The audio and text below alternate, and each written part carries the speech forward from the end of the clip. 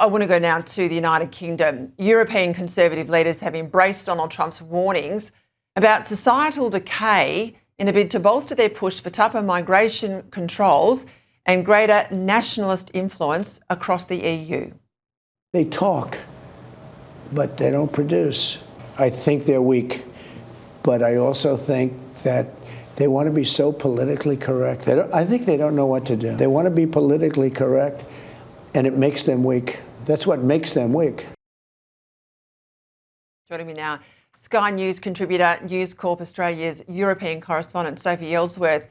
Sophie, I opened the show talking about the migration debate that's in its embryonic stage here in Australia, the coalition dipping its toe into the water. But there's been obviously a long-standing debate in the Northern Hemisphere, particularly about the boat travel into the United Kingdom.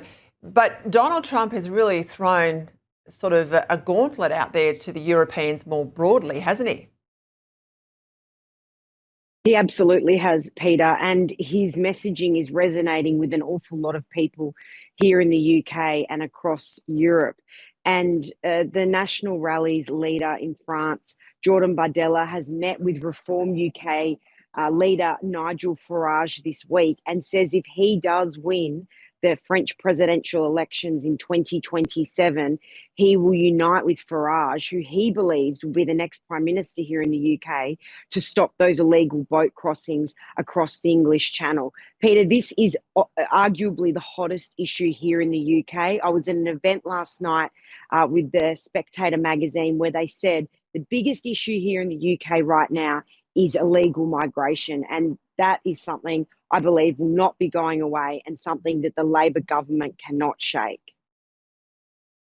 And I made this point at the top in relation to the coalition policy here, but it's very, very real for you.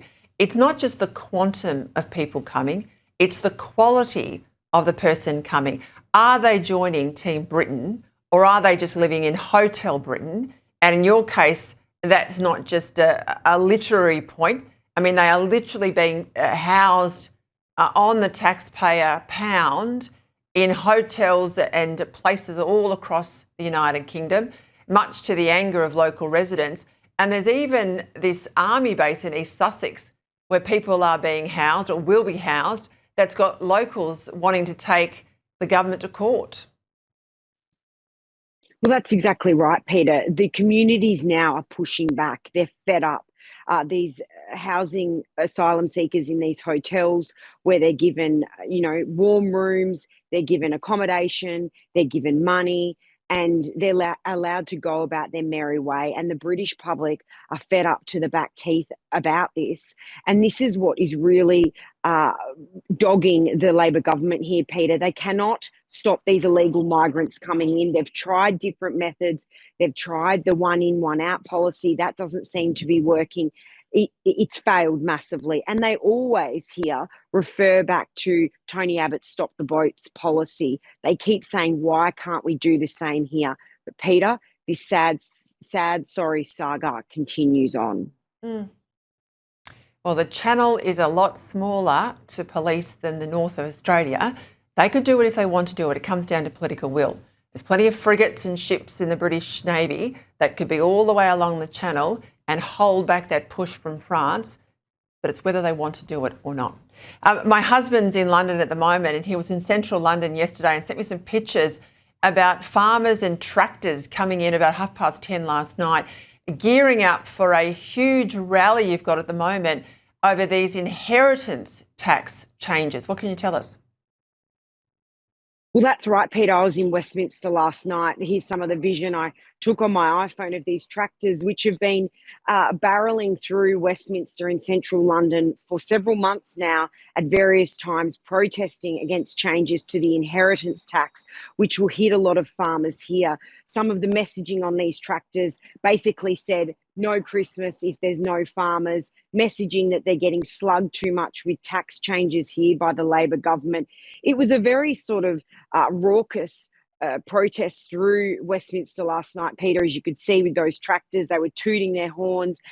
Had all Christmas decorations across the vehicles. They're furious at the Labor government, and this is yet another issue that has really been a problem for the Labor government and is no doubt hurting them in the polls. And it's interesting, Soph, just as we're going, it's interesting that every time we talk about these issues, we're talking about reform and we're talking about Labor, and there's barely a mention of the Tories. The Conservative Party, are they in the game or have they given up? Well, a lot of the political commentary here, Peter, in recent weeks is that the Conservative leader, Kemi Badenoch, has definitely improved. She's come out on the attack and been very successful in attacking the Labor government in recent weeks. She's been much more stronger in her messaging.